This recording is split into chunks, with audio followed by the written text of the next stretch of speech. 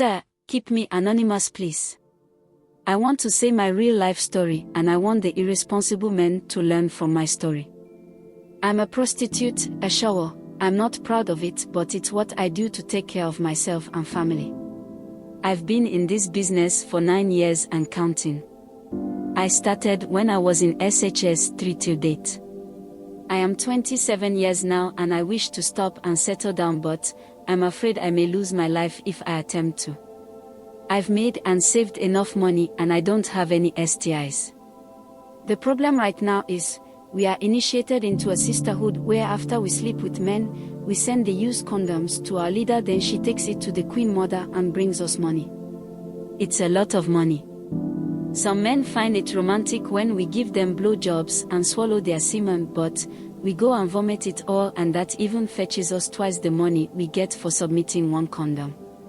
I don't know what they use the condoms or semen for, but I know it's for something spiritual and it will have negative effect on the men who sleep with us. You only join the sisterhood after your 3rd year in prostitution. It's not compulsory, but when you join, there's no going back until you are 40 years old, though you'll make a lot of money. I was convinced to join by my colleagues 2 years ago. I've saved so much money, in dollars. I've kept some in the bank and the larger part buried in my apartments. I've 2 cars and a business. I'm equally taking online courses. I consulted our leader about leaving recently and she said it's not possible unless I'm willing to pay the price. The price is a heavy one. I can't pay, so I need help. I need a spiritualist who is stronger to help me overcome this battle without shedding blood or losing my life. I've done enough harm to innocent but irresponsible men. I've thought about running away, starting fresh in another country. But I know they'll find me. This isn't just a physical trap, it's spiritual. You can't run from something like this. I've been searching for help, someone who can fight this battle for me. A spiritualist, a pastor, anyone who can break this chain without bloodshed. I have the money to pay for their services, but I need someone genuine, someone who won't exploit me. I'm tired of living in fear. I'm tired of hurting people. I just want my life back. I want to sleep at night without nightmares of what I've done and what might happen to me. I want freedom, but it feels so far away. And the worst part, I don't know who to trust. The sisterhood has eyes everywhere. If they find out I'm even thinking about leaving, they won't hesitate to silence me permanently. Every night, I pray for a way out. I pray for someone strong enough to help me fight this battle. I don't know what will happen next, but one thing is certain, I can't stay in this life any longer. The risk of leaving scares me, but the thought of staying scares me even more. And now, as I tell you this, I know I'm putting myself in danger. But I have no choice. I need help. I need someone to hear my story and save me before it's too late. The night I decided to share my story, I couldn't sleep. My heart raced as I replayed the leader's warning in my head. No one lives without paying the price. Her voice echoed like a dark shadow creeping over me. What if they found out I was seeking help? What if they were already watching me? I felt paranoid. Every sound outside my window made me jump. The slightest creak of the floorboards felt like someone was already inside, waiting to drag me back into the pit I desperately wanted to escape. But I couldn't let fear stop me. I had come too far to back down now. I reached out to a few people I thought I could trust, an old friend from school and a pastor I met online. My friend listened but quickly backed out, claiming she didn't want to get involved in anything spiritual. The pastor, on the other hand, seemed interested in helping. He asked for more details, but when I told him about the sisterhood and the dark practices, he hesitated. "This is deeper than I thought," he said. "I need time to prepare." Time. That's something I felt I didn't have. What if they were already onto me? What if the pastor was just stalling because he didn't want to take the risk? I started feeling helpless, but then something strange happened. That night, I had a dream, a vivid one. In the dream, I was running through a forest, and behind me, I could hear voices calling my name. "You can't run forever," they whispered, chilling my bones. I tripped and fell, landing in front of an old woman dressed in white. She looked at me and said, "If you want to be free, you must choose courage over fear." I woke up in a cold sweat, the words ringing in my ears. Courage over fear. Was this a sign? I didn't know, but I held on to those words like a lifeline. The next day, I decided to take a bold step. I went to a remote area to meet a highly recommended spiritualist. I disguised myself, wearing a hooded jacket and sunglasses, and prayed no one recognized me. When I arrived, the spiritualist, a calm but intense man, listened carefully to my story. He didn't flinch or judge, but his expression grew serious as I spoke. "This sisterhood is no joke," he said. "They bind you spiritually and mentally. Breaking free won't be easy, but it's not impossible." He paused, studying me. "Are you ready to face whatever comes next? Because once we start, there's no turning back." His words sent chills down my spine. I wanted to say yes, but fear gripped me. What if it didn't work? What if the sisterhood retaliated?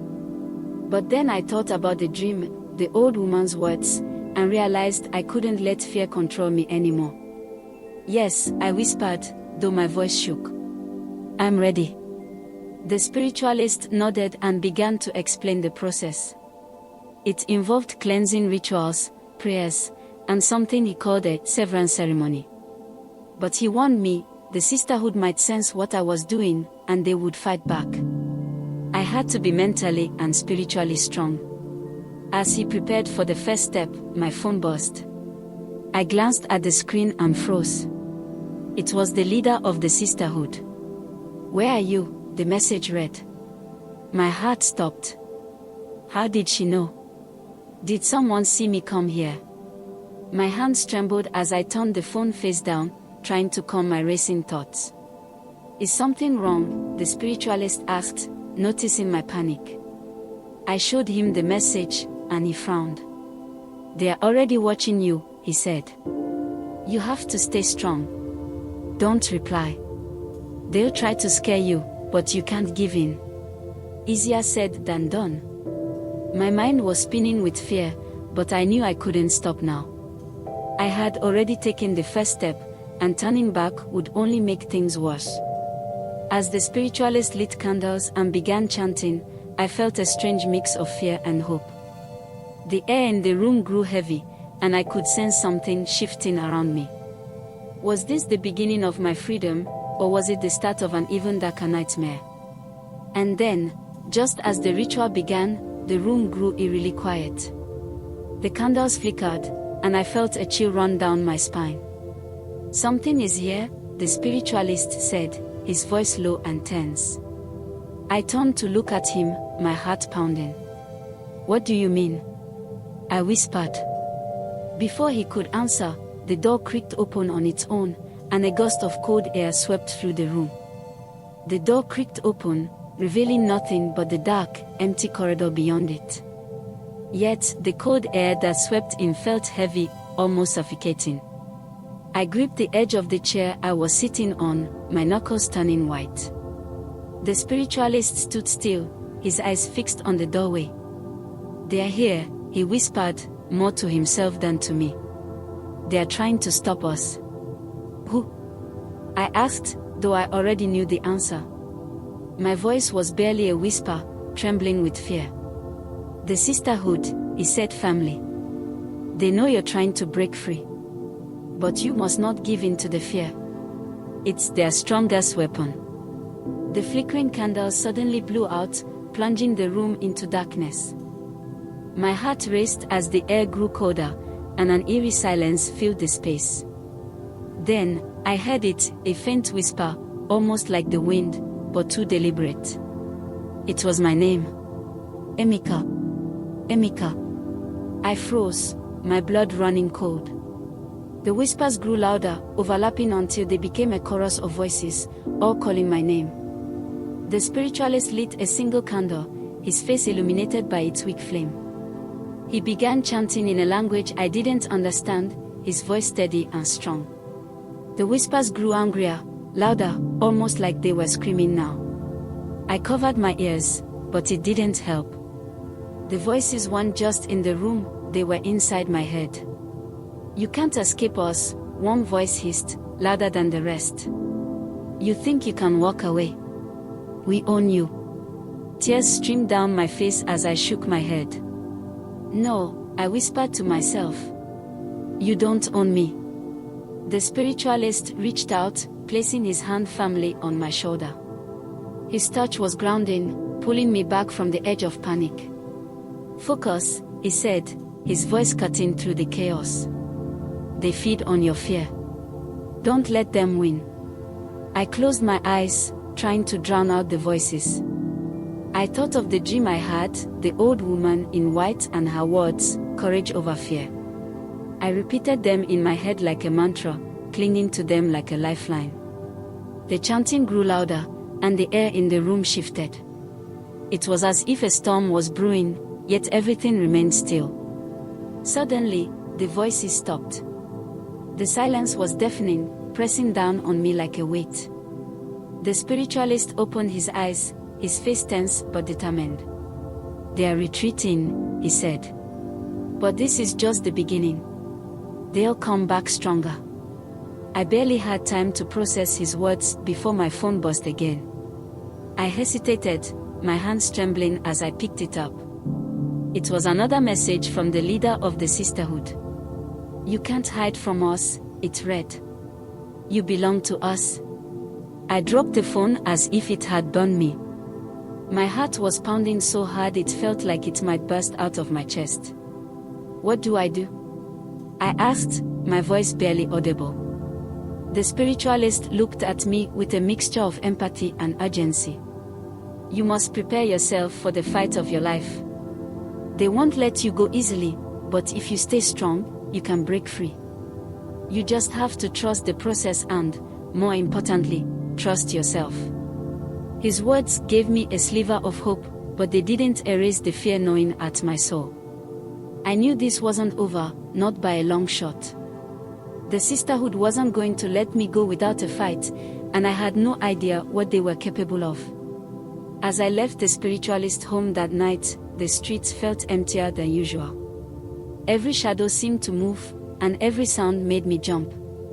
I kept looking over my shoulder, convinced that someone, or something, was following me. When I finally got home, I locked every door and window, double-checking them multiple times. But even then, I couldn't shake the feeling of being watched. That night, I didn't sleep. I sat on my bed, clutching a small wooden cross the spiritualist had given me. I prayed for strength, for courage, and for protection.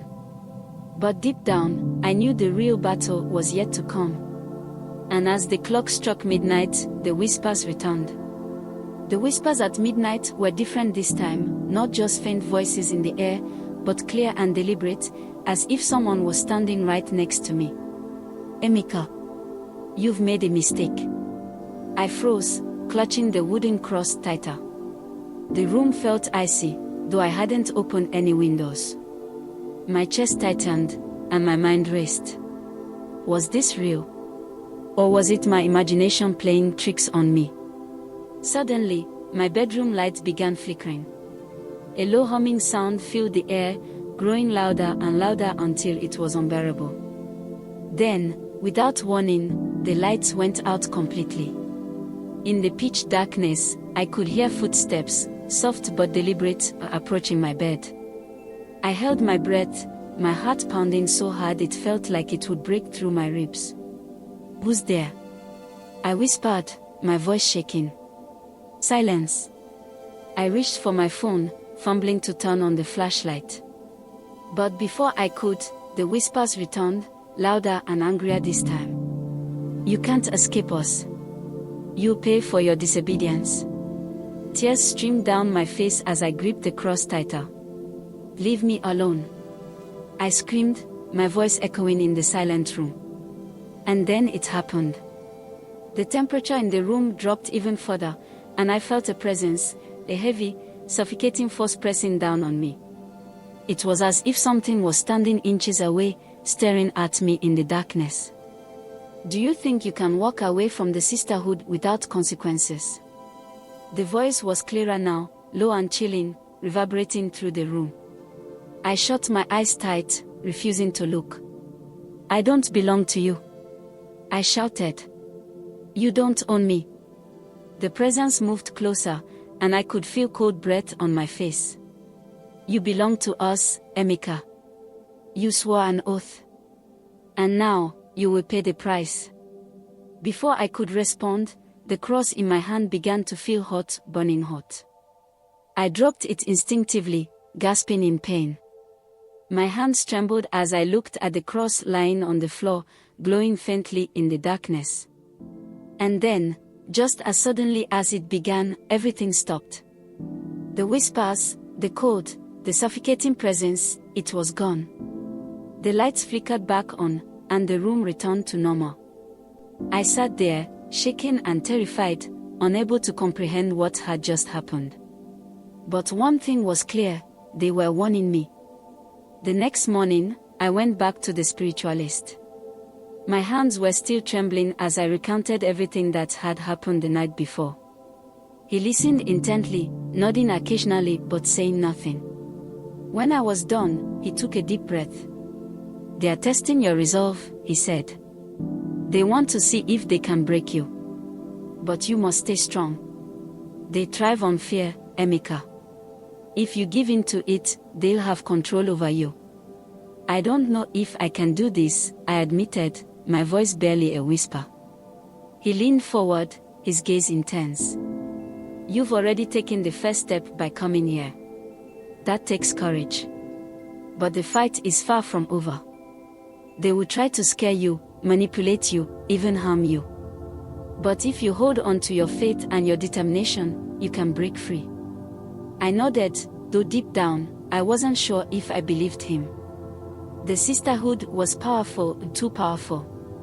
And their warning the night before had made one thing painfully clear: they weren't going to let me go easily. As I left the spiritualist home, I felt a strange mix of hope and dread. Hope that I might one day be free, and dread at what the sisterhood would do next. That night, I stayed awake again, bracing myself for whatever might come. But nothing happened. No whispers, no footsteps, no suffocating presence. I began to wonder if they'd finally given up. But just as I started to feel a small sense of relief, my phone buzzed.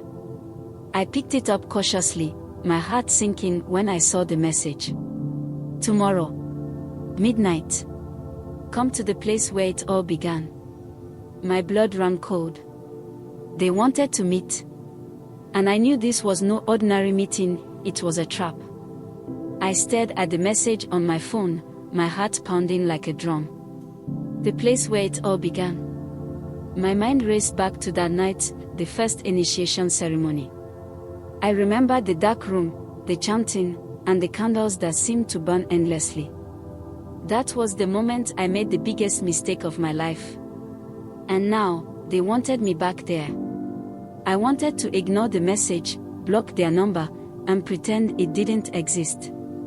But deep down, I knew that wasn't an option.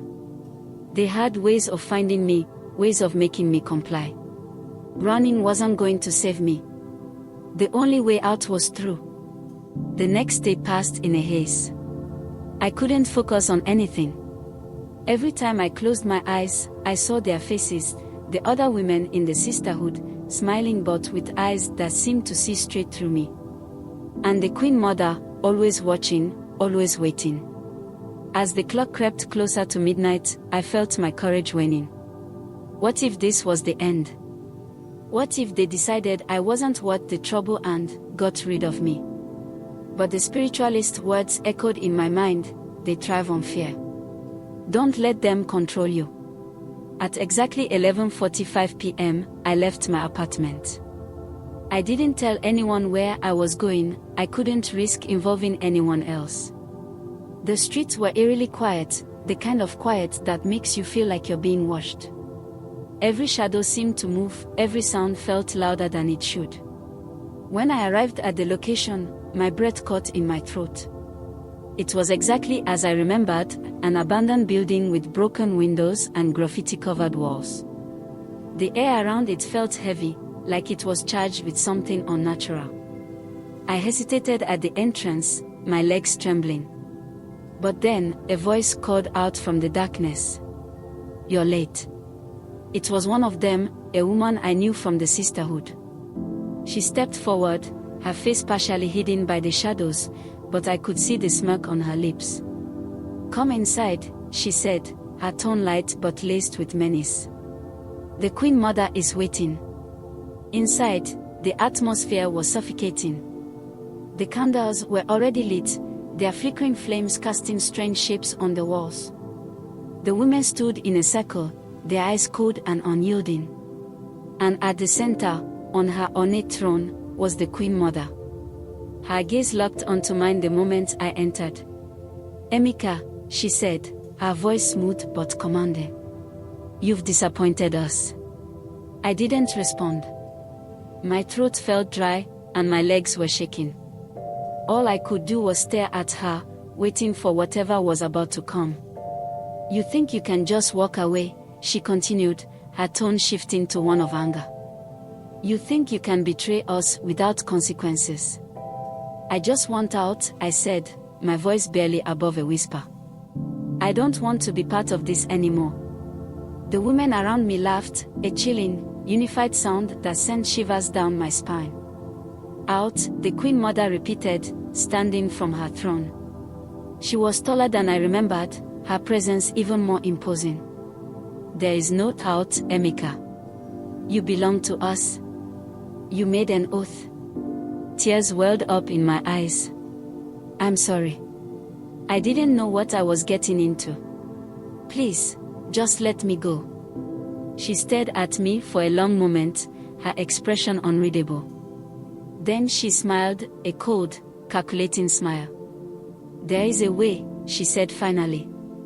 The room went silent. Even the other women seemed surprised. "But it comes at a price," she continued, her gaze piercing through me. "Are you willing to pay?" "What price?" I asked, my voice trembling. Her smile widened. "You'll find out soon enough." Before I could respond, she raised her hand, and the women around me began chanting. The candles burned brighter, and the room started to spin. I felt a sharp pain in my chest, like something was being pulled out of me. I screamed, but the sound was swallowed by the chanting. And then, everything went black. When I woke up, I was lying outside the building. My head was pounding, and my body felt like it had been run over by a truck.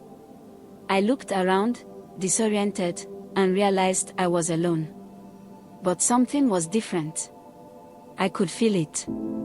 A strange heaviness in my chest, a lingering sense of dread. The Queen Mother's words echoed in my mind, "There is a way, but it comes at a price." What had they done to me? What price had I unknowingly paid? The next few days were a blur. Strange things started happening. I would wake up in the middle of the night with scratches on my arms. Objects in my apartment moved on their own. And the whispers, they were louder than ever, following me everywhere I went. I knew I couldn't face this alone anymore. I went back to the spiritualist, desperate for answers. "They've marked you," he said, his expression grim. "You're still alive, but they've tied your soul to something dark. If you don't break the bond, it will consume you." "How do I break it?" I asked, panic rising in my chest. He hesitated, then said, "It won't be easy. And it won't be safe. But if you're willing to fight, there's a chance." The battle wasn't over. If anything, it was just beginning. The Sisterhood wasn't going to let me go without a fight, and now, I was fighting not just for my freedom, but for my very soul. Will I find the strength to break free? Or will their power pull me back into the darkness forever? Stay tuned for the next chapter. The truth behind the price, and my ultimate fate, will be revealed.